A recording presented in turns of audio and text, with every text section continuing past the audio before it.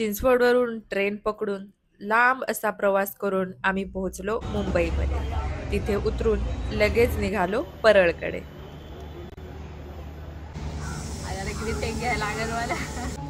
नमस्कार मंडळी, माझ्या चॅनलमध्ये तुमचं स्वागत आहे। आज मी आले आहे गणेश नगरी म्हणजेच लालबाग परळमध्ये। आपला बाप्पा आकार घेतोय, होय, ज्याने या संपूर्ण सृष्टीला आकार दिला तो स्वतः आकार घेतोय। तर आज आपण लालबाग परळमधले असे सुप्रसिद्ध वर्कशॉप बघणार आहोत। लालबाग परळमध्ये बनणाऱ्या मूर्त्यांची मागणी भारतभरच नाही तर जगभर आहे। तर इथल्या कारखान्याची ओळख करून देणार आहेत हरीश भांडे, जे की कंटेंट क्रिएटर आहे। त्यांचे यूट्यूबला सांस्कृतिक शिलेदार म्हणून पेज आहे। तर चला तर आपण जाऊया। सर्वात प्रथम आता आपण परेल वर्कशॉप बघणार आहोत आणि परेल वर्कशॉप नंतर पुढे इथे असलेले 5 ते 6 कारखाने आहेत, ते सर्व आपण व्हिजिट करणार आहोत। चला तर आता आपण पोहोचलोत आपल्या पहिल्या वर्कशॉपमध्ये, जे की अरुण दत्ते यांचं आहे आणि सोबतच अजून 3 ते 4 वर्कशॉप सुद्धा आपल्याला इथेच बघायला मिळतील। तर हा आहे आपला पहिला वर्कशॉप। तर आता आपण आतमध्ये जाऊन बघूया किती मूर्त्या झाल्यात बनवून आणि कोणत्या कोणत्या मूर्त्या आहेत। चला। तर मी आता वर्कशॉपमध्ये एंटर झाले आणि पाहते तर काय, इतक्या भव्य मोठ्या मोठ्या आणि इतक्या सुंदर मूर्त्या इथं बनत होत्या आणि खूप साऱ्या मूर्त्यांचं काम ऑलमोस्ट पूर्ण झालं होतं।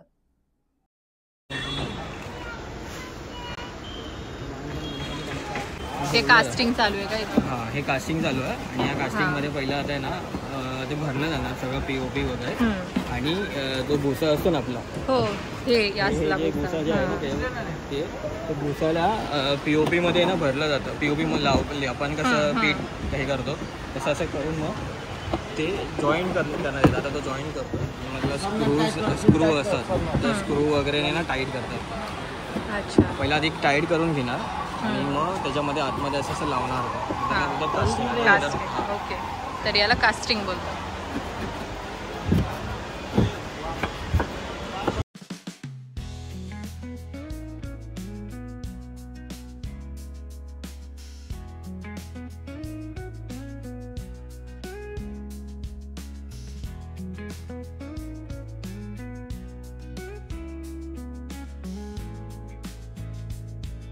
आपण अरुण दत्ते यांच्या वर्कशॉपमध्ये आलो आहोत। तर आपण पाहूयात मूर्त्या कशा बनतात ते तिथे। तर इथे गणपतीचे हात, पाय, सोंड बनवले जातात ते। तर हा गणपती पूर्णपणे तयार झाला म्हणून आणि आता त्याला वस्त्र घालायला लागले, ते सजवतात ते त्याला। आणि इथं सगळ्या मोठ्या मोठ्या मूर्त्या बनवल्या जातात ते। तर ह्या गणपतीची मूर्ती पूर्ण बनून झाली आहे आणि ती त्याला पॉलिश करतात।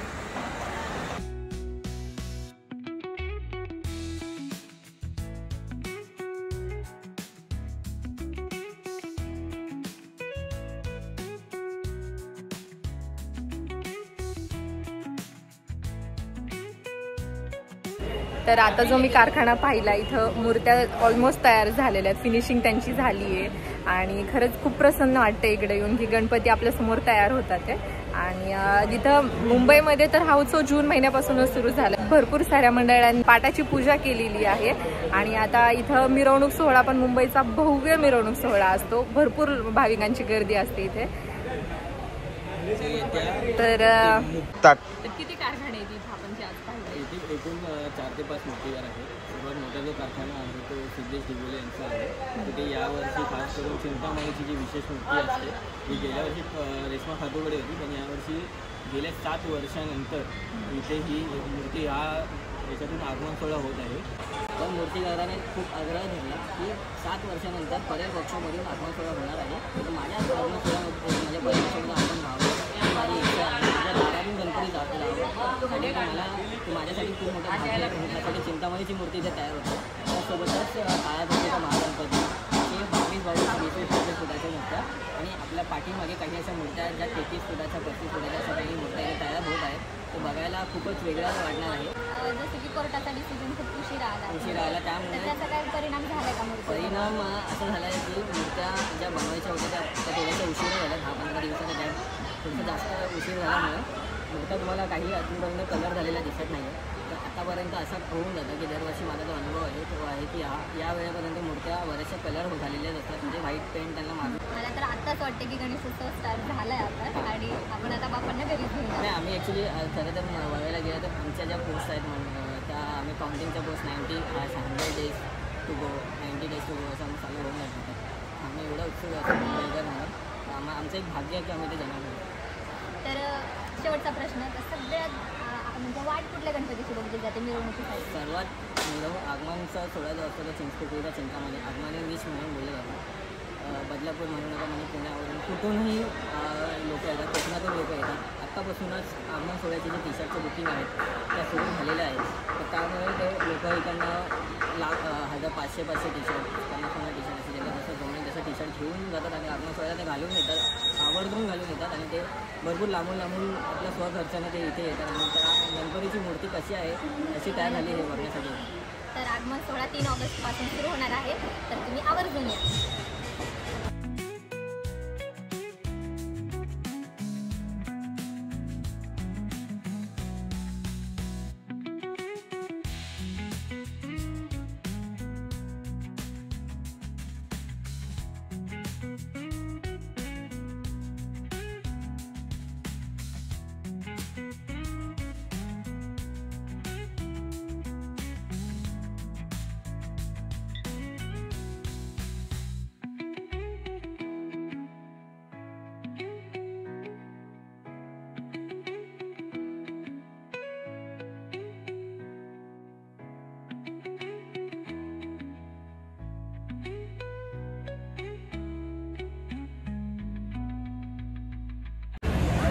तर कारखान्याच्या इथे वर आर्ट्स आहे जे परेल वर्कशॉपच्या एंट्रन्सलाच आहे. तुम्हाला इथं खूप छोट्या छोट्या सुंदर मूर्त्या मिळतील.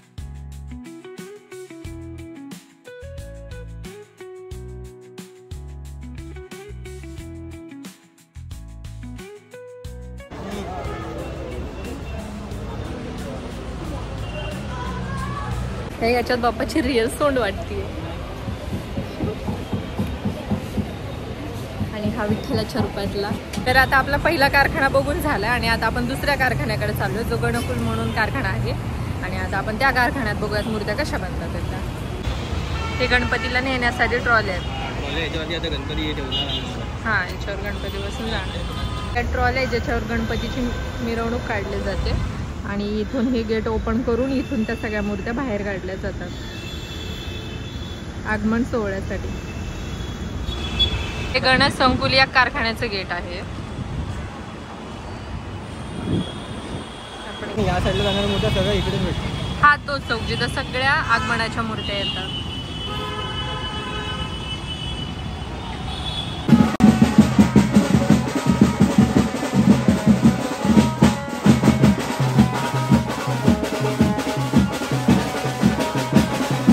आम्ही गणसंकुल कारखान्याजवळ पोहोचताच तिथे आम्हाला जल्लोष पाहायला मिळतो. पाहतो तर काय, धारवीचा श्रीपती म्हणून गणेश मंडळ तिथे बाप्पाची मूर्ती बनवण्यासाठी आलते. फक्त बाप्पाच्या मूर्तीची ऑर्डर द्यायलाच एवढा जल्लोष, तर आगमनाचा तर काय जल्लोष असेल.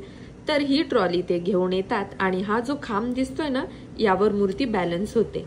आणि जो हा सुंदर असा मोदक दिसतोय तो मातीपासून बनलेला आहे आणि याच मातीपासून ते मूर्ती बनवतात.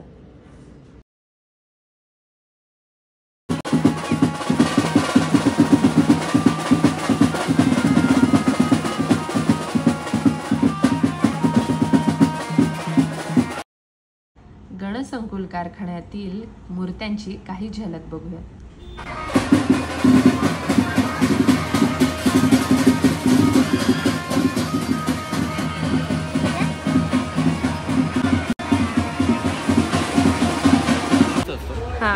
जसं आपण मागच्या कारखान्यामध्ये बघितलं ना, ते कास्टिंग केलं जातं. कास्टिंग म्हणून ते एकदम बाहेर काढलं ना, फेस वेगळा, हात वेगळे, सगळं पहिलं ते जोडण्यात येतं आणि मग ते जोडून झाल्यानंतर त्याला व्यवस्थितपणे पॉलिशिंग करून मग त्याला जी आखणी असते डोळ्या वगैरेची ती करण्यात येते.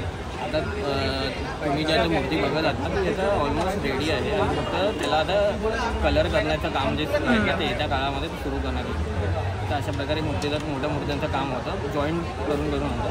छोट्या मूर्त्या तुम्ही बघितल्या असेल की एका साच्यामध्ये तयार होतात, फक्त त्याची तोंड वेगळी लावली जाते नंतर तयार होईल. फक्त ह्या मूर्त्यांचं थोडं काम वेगळ्या पद्धतीने केलं जातं. अशा प्रकारे हे काम करतं.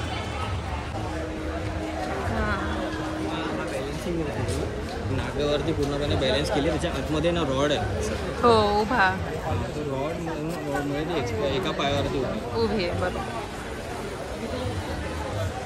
तर इथं असे छोटे छोटे मूर्तींचे भरपूर स्टॉल आहेत आणि आता आपण चाललोय. आता तुम्ही निखिल खातूनचं बघितलं, आता ही छोटी मूर्ती पण बघितली बॅलन्सिंग. पुढे बघूया अजून काय मूर्ती आपल्याला बघायला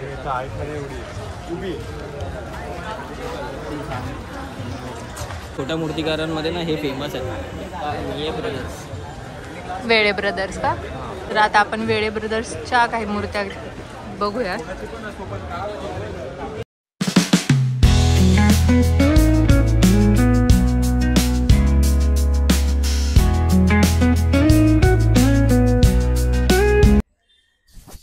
तर इथे किती सुंदर प्रकारे बाप्पा रंगवून घेतोय स्वतःला आणि सजवून सुद्धा.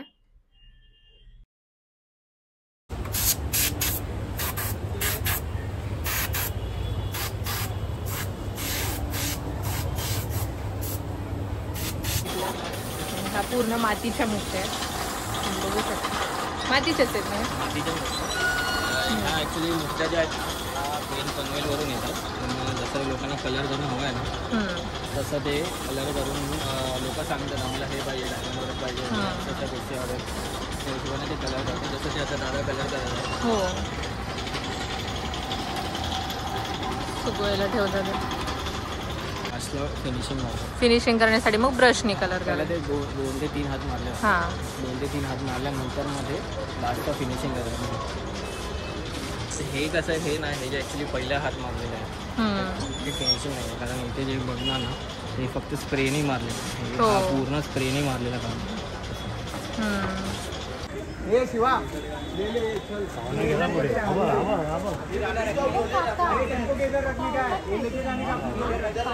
ही फुटाची उभी मूर्ती आहे आणि त्याचं एक असं एका पायावरती पूर्णपणे ती बॅलेन्सिंग आहे. एका पायावरती बॅलेन्स आहे. जातो आतमध्ये जा आतमध्ये. तर इथे हे सांगत आहेत की त्यांचा गणपती जिथं स्थापन होतो तिथे जाण्यासाठी 4 फुटाची एक गल्ली आहे आणि तिथून बसलेला गणपती आतमध्ये जाऊ शकत नाही. तर हे नेहमी उभा राहिलेली मूर्ती बनवून घेतात आणि तशीच आतमध्ये घेऊन जातात. तर ती एक वैशिष्ट्य आहे त्या जागेचं किंवा त्या लोकांचं की ते एवढ्याशा गल्लीतून पण आतमध्ये ती मूर्ती घेऊन जातात आणि स्थापना करतात. अध्यक्षाला बोलवतो.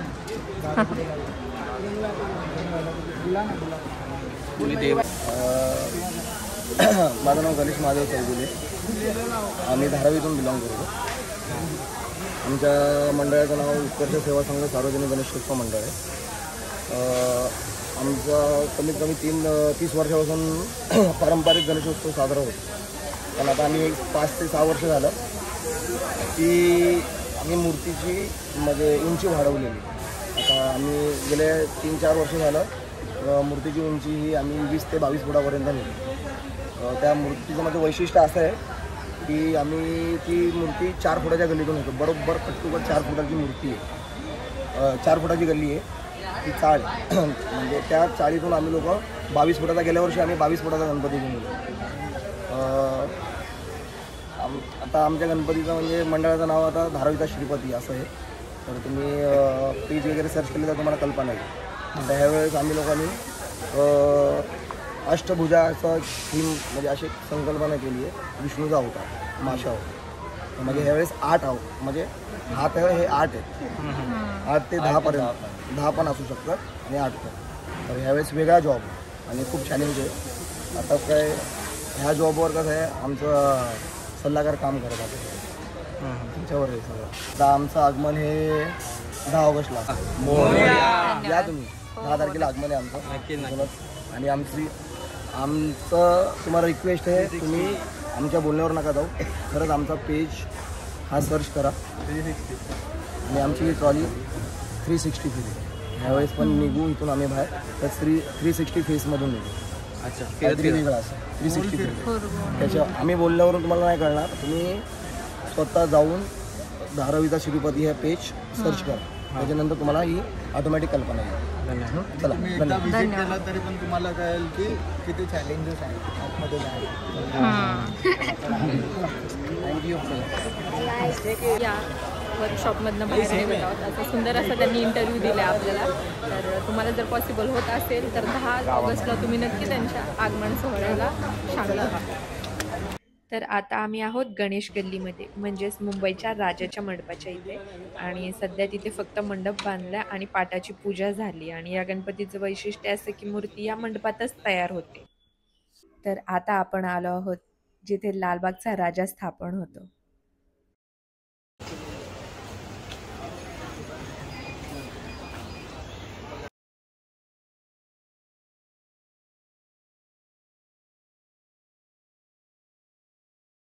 मुखदर्शनाची लाईन आहे, इथे बंद करतात मुखदर्शन आणि नंतर मला डायरेक्टली मुखदर्शन येतं ना एक्झिट. हे एक्झिट इकडे. मग तुम्ही एक्झिट होताय का आता? नाही आपण एक्झिट होतो. हे मच्छी मार्केट आहे. हां, हे संपूर्ण मच्छी मार्केट आहे. पाठीमागे पण हे संपूर्ण खूप मोठं मच्छी मार्केट आहे. आणि ह्या मच्छी मार्केटमध्ये एक काकू होत्या, त्यांचं आता मला नाव आठवत नाही, पण त्यांनी हे मूर्तीची स्थापना केली होती. त्यांनी एक नवस केला होता की माझे मच्छी मार्केटचं चांगलं होऊ दे, म्हणजे माझा धंदा वगैरे व्यवस्थित चालू दे. आणि देवाने त्यांना चांगलंच केलं. आणि मग त्यामुळे त्यांनी मूर्ती बसवला. भरपूर लोक लालबागला नवस करतात. त्यांनी पहिला स्वतःची मूर्ती म्हणून बसवली, नंतर मग ती मूर्ती लालबागच्या राजाची मूर्ती म्हणून ओळखली गेली. सार्वजनिक होत. आता तुम्ही बघू शकता किती मोठा इंटरनॅशनली फेमस आहे. ती देवाचीच किंमत आहे. मला इथं आल्यावर एक खूप छान गोष्ट समजली की लालबागचा राजा 10 दिवस जिथे स्थापन होतो त्याच्याच आसनाखाली एक दगड आहे. आणि त्या दगडाला इथली स्थायिक लोक वर्षभर तिथे पाया पडतात, त्याची पूजा अर्चना करतात आणि एक आस्था मनात ठेवतात की हा बाबा लालबागचा राजा सूक्ष्म रूपात का होईना त्यांच्या सोबत इथेच आहे. इथून आहे हा कारखाना जिथं पेपर पासून मूर्त्या बनवल्या जातात. जास्तीत जास्त मूर्त्या ज्या आहेत पेपरच्या, पीओपीच्या पण आहेत, पण पेपरच्या मूर्त्या जास्त मागणी आहे. फेमस त्यांची स्पेशलिटी जी आहे ना ती या पेपरच्या मूर्तीसाठी देतात. आणि मागे जी आपण बघितली लालबागला तेलुगाची मूर्ती, ती यांच्याकडे फिक्स दरवर्षीप्रमाणे असते. आणि एक मुंबईचा कृपाळू म्हणून आहे, जी गेल्या वर्षी एक विष्णूचा अवतार, आपलं मत्स्य अवतार होता, मत्स्य अवतार रूपामध्ये ही मूर्ती बनवली होती. आणि प्रत्येक सगळ्या मूर्त्या त्या खांद्यावर घेऊन जातात. वेगळं क्रेन किंवा काय ट्रॉली वगैरे, म्हणजे ते पहिला नेताना पहिला ट्रॉलीवर बसवायच्या आधी जिथे मूर्ती आहे तिथून ते ट्रॉलीवर बसवण्यापर्यंत खांद्यावर असते. आणि नंतर मग परत हे पार्ट तो अख्खाच्या ट्रॉलीवर ठेवण्यात येतो, फिक्स करण्यात येतो. म्हणजे विसर्जन येतं, विसर्जनाच्या वेळेससुद्धा ते खांद्यावर घेऊन जे पाण्यामध्ये जातं, म्हणजे इतकं पाणी येतं, गळ्यापर्यंत पाणी येतं त्यांचं विसर्जनाच्या वेळेस समुद्राला, तोपर्यंत ते लोक आमची असतात ना. आमच्या 2 मूर्त्या कुलाब्यातल्या इथे असतात. मी मॅनेजर आहेत. मी कुलाबा. आतापर्यंत आपण पाहिलेल्या सर्व वर्कशॉपपैकी या वर्कशॉपमधल्या मूर्तीचा चेहरा थोडा वेगळा आढळला. स्पेशली त्यांचे कान आफ्रिकन एलिफंटशी इन्स्पायर आहेत, त्यामुळे ते थोडे तीक्ष्ण आणि ब्रॉड आहेत.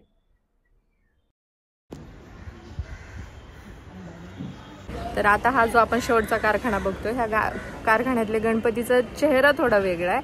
त्यांची सोंड आणि जे कपाळावर त्यांनी असं थोडं एक वेगळी कलाकृती केली आणि पोटावर नाग हा कन्फर्म असतो. आणि खरंच बाकीच्या मूर्तींपेक्षा हे थोडंसं ह्याच्यात वेगळं आपल्याला बघायला मिळालेलं आहे आणि खूप सुंदर आहे.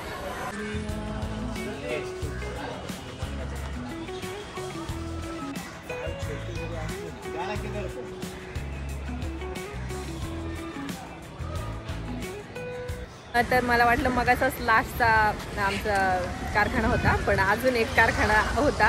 हे नाही, ते गजमुख आर्ट्स करून आहे, आपले सतीश वाडीवाले करून आहे, त्यांचा हा कारखाना आहे. आणि आता इथे सध्या तरी दिलवार तालीम मंडळ, जे कोल्हापूरचं एक मंडळ आहे, परत कुलाब्यातलं एक मंडळ आहे ज्याची 35 फुटाची मूर्ती आहे, कुलाबाचा युवराज म्हणून. ती सर्वात उंच मूर्ती इथली आहे. तर ती आपण बघूया कशी हे लोक आता बनवतात आणि कसे त्याचं आगमन होतं, विसर्जनसुद्धा कसं होतं ते पण पाहूया. तर सध्या ती अजून त्याचं पाद्यपूजन सोहळा जो आहे तो अजून झालेला नाही, तर मूर्ती अजून त्याचा पाठ वगैरे काय आलेला नाही, पण ऑर्डर प्रत्येक वर्षी यांच्याकडे. आता हा डेफिनेटली लास्ट आहे. तसं बघायला खूप मजा येते, पण आम्ही सकाळपासून अजून एक आहे, पण खरं तर त्या कारखान्यामध्ये कोणाला परमिशन नसते जायला, बाहेरून दाखवूया आम्ही. तो खातू रेश्मा खातू आहे ना, त्यांचा कारखाना आहे. तिकडे ताटवता राजा वगैरे ही जी मूर्ती आहे बनते, त्या यावर्षी चिंतामणीची मूर्ती त्यांच्याकडे नाही, जी आपण परेल वर्कशॉपला बनते अशी दाखवली, तिथे पहिल्या वर्कशॉपमध्ये. पाहूयात आता हा शेवटचा वर्कशॉप जिथं गणपतीच्या मूर्ती बांधतात तर तिथली पण अपडेट आपण घेऊयात आणि आपला व्हिडिओ मग त्याच्यानंतर आपण तिथेच थांबूयात.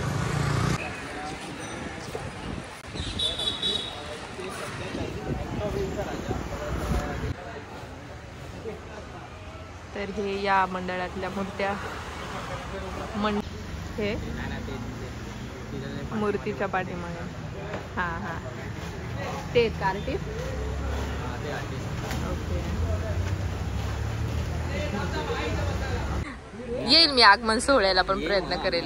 कारण कसं आहे ना, आता आपल्याला लोकेशन समजलेत, कारखाने समजलेत, कुठे विसर्जन म्हणजे आगमन होतात, त्यामुळे मला अंदाज येईल की बाबा इथून ह्या दिवशी आहेत. आणि आमच्याकडे कसं असतं आगमन सोहळ्यांची ना अख्खी एक लिस्ट निघते पूर्ण की ह्या दिवसाला एवढे आगमन, ह्या दिवसाला एवढे आगमन, ह्या मूर्ती या मूर्तीकाराकडनं निघणार आहे.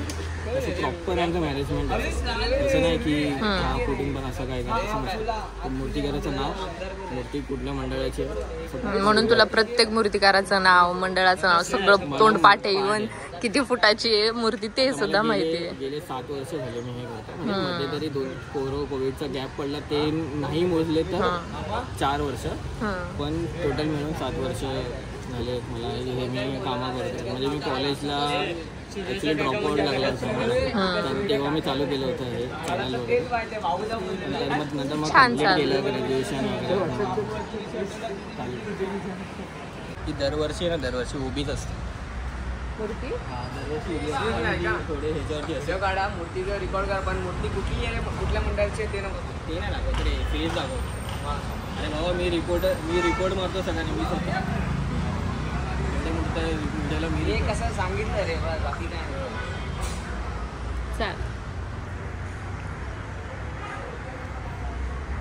कारण इथे कसं मुंबईमध्ये खड्डे जास्त असल्यामुळे ते तेवढं रुंद बनवलं जातं जेणेकरून ते मूर्ती प्रॉपर बॅलन्समध्ये प्रॉपर सायन्स वापरून सायन्सचं पूर्ण मेजरमेंट वगैरे प्रॉपर करून बॅलन्सिंग फिजिओ सगळं यूज करून मग ते तयार करणार. सगळं आम्ही वेल्डिंगवाल्यावरती काम सोडलं. वेल्डिंगवाला तर इथे वेल्डिंगवाल्याला बोललं ना की बाबा आम्हाला अशी मूर्ती बनवून हवं आहे, तो बरोबर डोक्याबाजाने बनवून देतो. तर आता वेळ आली आहे मुंबईला बाय बाय करायची. पण माझा हा पहिलाच अनुभव इतका सुखद आणि आनंदमय होता, यासाठी मुंबईचे खूप आभार.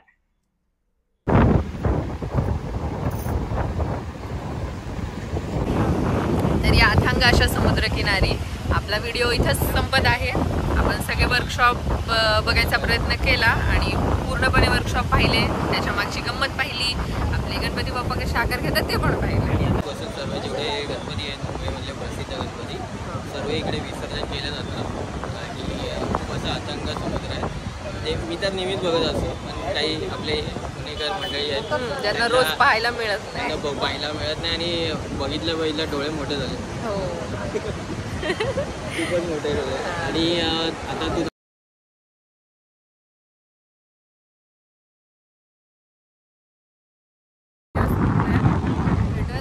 पुढच्या व्हिडिओमध्ये. आणि मला आभार मानायचे तुझे की तुम्हाला बोलवलं कारखाने दाखवण्यासाठी आणि त्यानिमित्ताने मी मुंबईचं पण दर्शन केलं. आणि मला आता परत अशी मनात इच्छा झाली आहे की गणपती बाप्पांना परत भेटायला यावं. तर या गणेश चतुर्थीच्या 10 दिवसात एक तरी दिवस मी प्रयत्न करेल की गणपती बाप्पांचं दर्शन घ्यायला मी मुंबईत नक्की.